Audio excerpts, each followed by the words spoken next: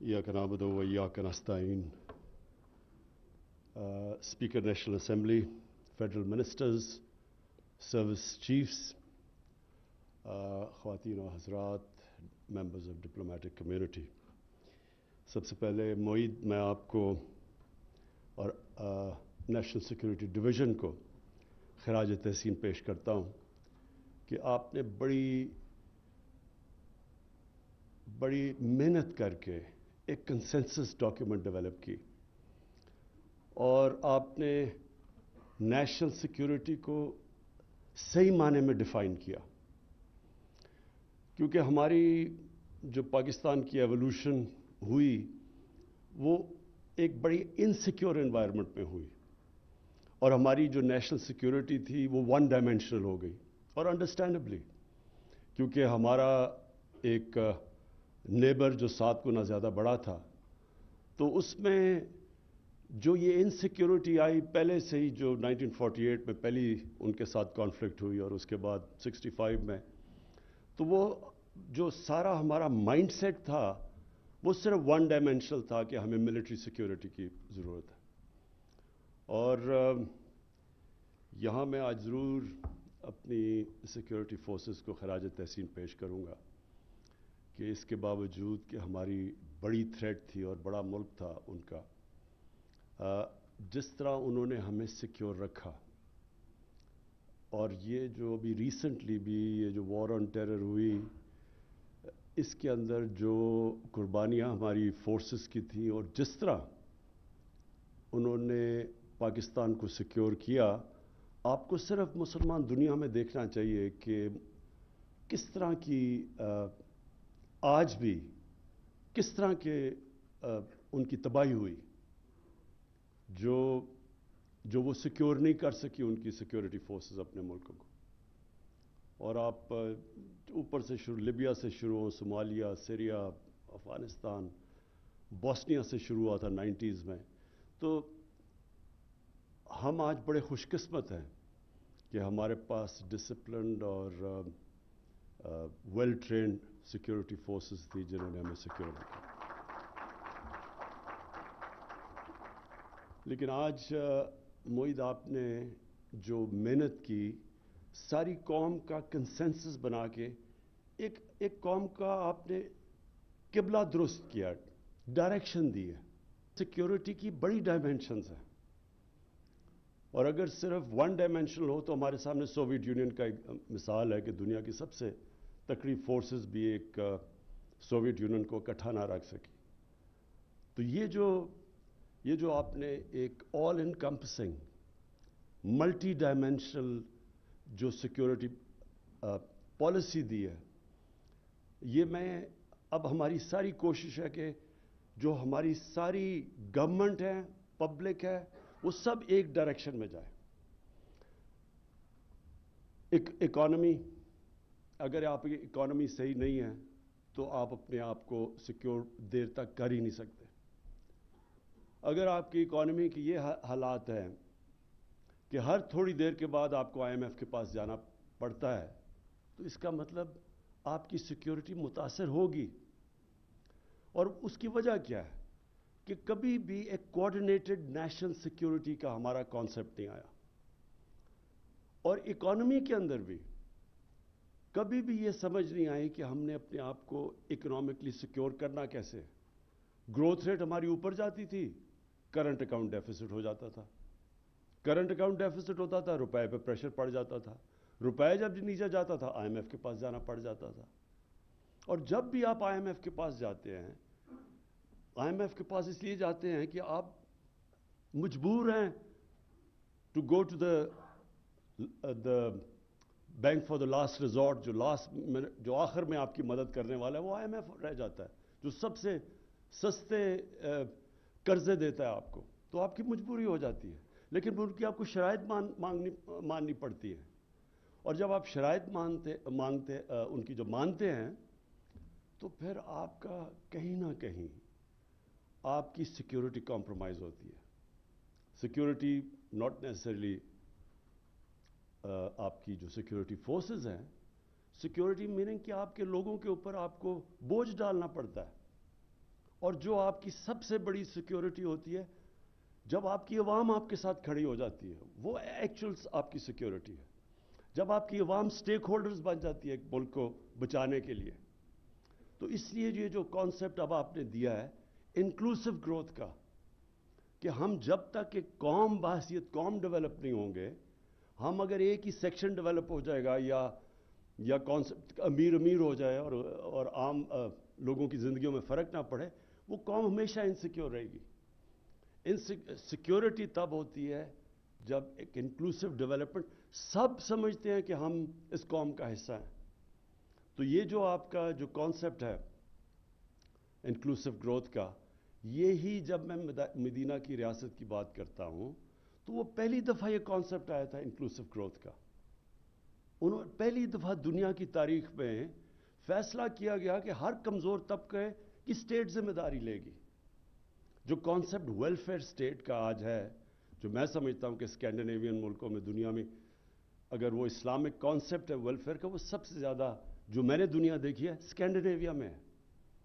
ہر طرح ایک ریاست اپنے کمزور طبقے کی ذمہ داری لیتی ہے، وہ پھر اسٹیک ہولڈر بن جاتا ہے اس ریاست کو بچانے کے لیے، وہ اصل فورس بن جاتا ہے.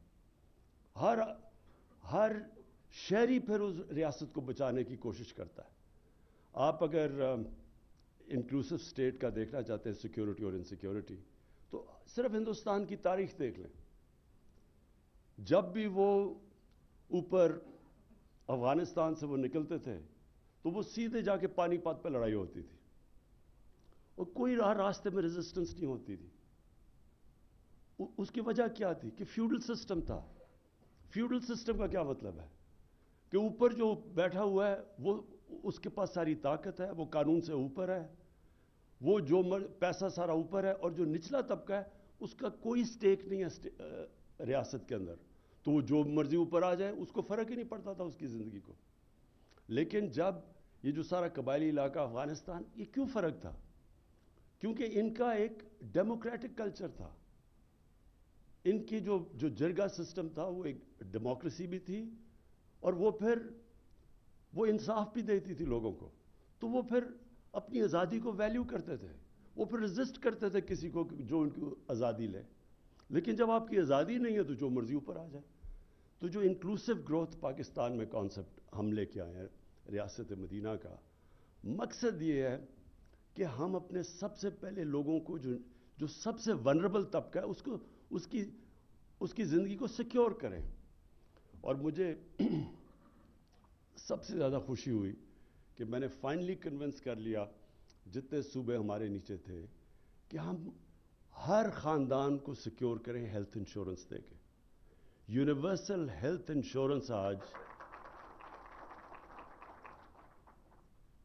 یہ ڈیولپ ممالک کے اندر بھی یونیورسل ہیلتھ انشورنس نہیں دیتے. اگر وہ انشور اپنے آپ کرتے ہیں تو پریمیم دیتے ہیں. یہاں ہم نے اتنی بڑا قدم اٹھایا ہے کہ ہر خاندان کو ہم نے ہیلتھ انشورنس دے دی 10 لاکھ کی اپنے صوبوں کے اندر جدھر ہماری گورنمنٹس ہے. بلکہ سوائے سندھ کے سارے صوبوں کے اندر اس وقت ہیلتھ انشورنس کا سلسلہ چل چکا ہے، اور انشاءاللہ مارچ تک ہر خاندان کے پاس ہیلتھ انشورنس ہوگی. پھر جو احساس کے سب سے بڑے ہم نے پروگرامز کیے ہیں آج تک، سب سے زیادہ پیسہ احساس میں قرضے دیے ہیں، غریب گھرانوں کے لیے ہنر کے لیے پیسے دیے ہیں، ان کو سٹائپنڈز دیے ہیں. اب یہ جو احساس راشن ہے یہ دیا ہے. اب یہ جو گھروں کا پہلی دفعہ پاکستان میں جو تنخواہ دار طبقہ ہے، جو نچلا طبقہ ہے، وہ اپنا گھر لے سکتا ہے، خرید سکتا ہے. جتنا وہ کرایہ دیتا ہے وہ قسطیں دے کے. اب وہ کانسیپٹ پہلی دفعہ پاکستان میں شروع کر دیا ہم نے. بڑی مشکل سے سارا اس کو اس طرف لے کے آئے ہیں. یعنی جو بینکنگ سسٹم تھا وہ قرضے نہیں دیتا تھا عام لوگوں کو، تنخواہ دار کو. ہمارے میں پاکستان میں 0.2% مورگیج فائنینسنگ تھی. انڈیا کے اندر بھی 10% ہے. یورپ امریکہ میں 80% سے اوپر ہے. ملیشیا میں 30% ہے. پاکستان میں 0.2% تھی. یعنی کیش ہے تو گھر بناؤ. تو یہ جو پہلی دفعہ شروع ہوا ہے اور ماشاءاللہ بڑی تیزی سے ٹیک آف کر رہا ہے، بینکس پوری شرکت کر رہے ہیں، ان کو ہم نے انسینٹیوائز کیا ہے. تو پھر اپنا گھر بھی ہوگا. پھر ایجوکیشن سسٹم، معاہدہ آپ نے ابھی بات کی. देखिए, एजुकेशन सिस्टम वही एक कौम बनाता है।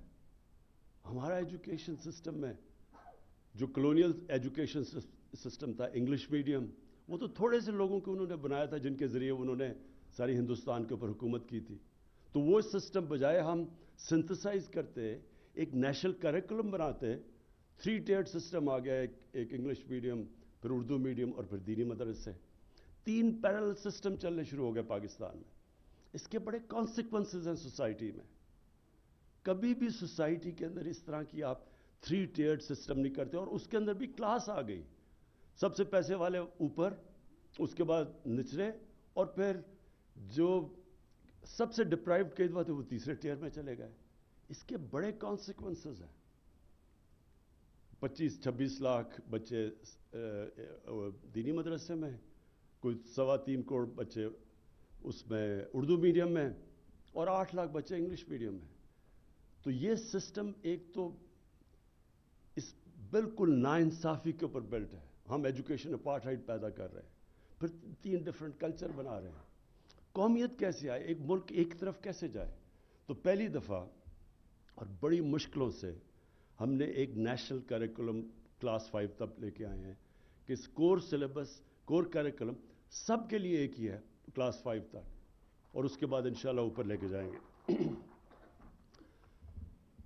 जो चैलेंज है पाकिस्तान का, वो है रूल ऑफ लॉ। ये कोई भी दुनिया का आप मुल्क देख लें, वो खुशहाल हो ही नहीं सकता रूल ऑफ लॉ के बगैर। दुनिया की तारीख उठा के देख लें। रोमन्स जब सबसे दुनिया के ऊपर उनका जब एम्पायर था, तो रोमन लॉज थे, बाकियों को वो बार्बेरियंस कहते थे। जिस तरह आज हम बनाना रिपब्लिक्स कहते हैं, बनाना रिपब्लिक क्या है? इसलिए तो गरीब नहीं है कि उनकी वसाइल की कमी है, इसलिए कि उनके रूल ऑफ लॉ नहीं है। ये जो रूल ऑफ लॉ है, ये इसका अगर फर्क आपने देखना चाहिए ना, कि एक खुशहाल माशरा और एक माशरे में गुर्बत है, वो एक ही चीज होगी कि एक में रूल ऑफ लॉ नहीं होगा। ये मदीना की रियासत में सबसे पहले जो रूल ऑफ लॉ आया था, वो नबी सल्लल्लाहु अलैहि वसल्लम लेके आए थे कि कब बड़ी कौमें तबाह हुई जिधर ताकतवर के लिए कानून और कमज़ोर के लिए दूसरा, यानी कि जिधर रूल ऑफ लॉ नहीं है। और मेरी बेटी भी अगर जुर्म करती है तो सज़ा मिलेगी, कोई कानून से ऊपर नहीं है। ये कॉन्सेप्ट्स हैं। आज आप किसी भी प्रॉस्परस माशरे में चले जाएं, स्विट्ज़रलैंड है, स्विट्ज़रलैंड को कंपेयर करें अपने नॉर्दर्न एरिया से। मैं स्विट्ज़रलैंड सारा देखा हुआ है, ऑस्ट्रिया देखा हुआ है, कोई मुकाबला ही नहीं कर सकता हमारे नॉर्दर्न एरियाज का। दुगना साइज है हमारा नॉर्दर्न एरियाज का स्विट्ज़रलैंड से। उनकी सिर्फ टूरिज्म से कोई $60 अरब उनकी इनकम है। हमारा सारा नॉर्दर्न एरिया पड़ा है, हमने कभी उसको टैप ही नहीं किया। क्या वजह है स्विट्ज़रलैंड आगे निकल गया? आप अगर एक चीज देखेंगे, वहां रूल ऑफ लॉ, कोई कानून से ऊपर नहीं है, इदारे मजबूत हैं। कुछ सिर्फ टूरिज्म और दूध और मक्खन वगैरह से वो कहां से कहां पहुंच गए, और टेक्नोलॉजी से, तालीम से। हमारा इस वक्त स्ट्रगल ये है कि हमारे rule of law Aahista Aahista arrowed होता गया, और रूल ऑफ लॉ ना होने की वजह से हमारे कार्टेल्स बन गए। और मैं आपको ये मिसाल देता हूं कि कार्टेल्स का क्या सिचुएशन है। हर मुल्क में रेगुलेटर्स होते हैं।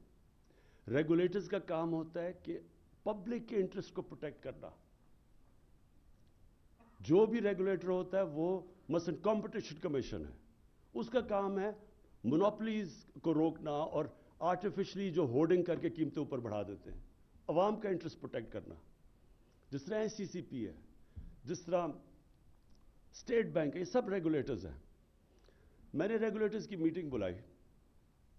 मैंने उनको कहा कि जो जिस तरह का आपका काम होना चाहिए वो नहीं हो रहा, आप पब्लिक का इंटरेस्ट नहीं प्रोटेक्ट कर रहे।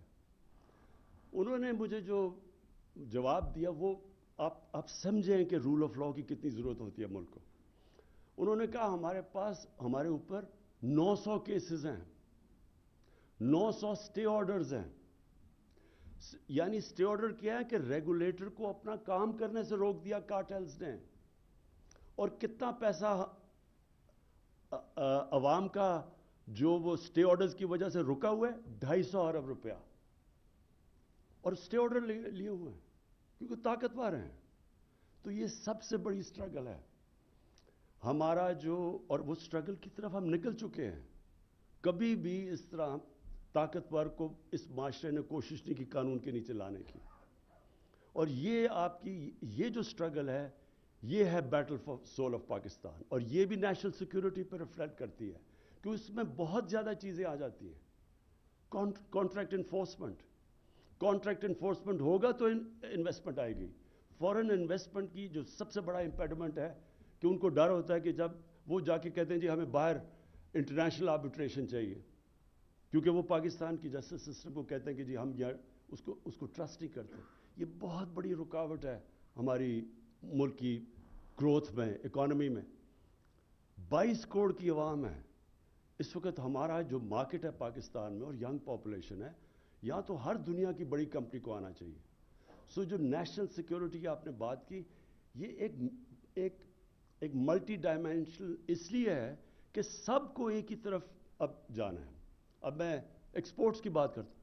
پاکستان کی ایکسپورٹس پچھلے 5 سال جو ہمارے آنے سے پہلے وہ اسٹیگنیٹ کر گئی.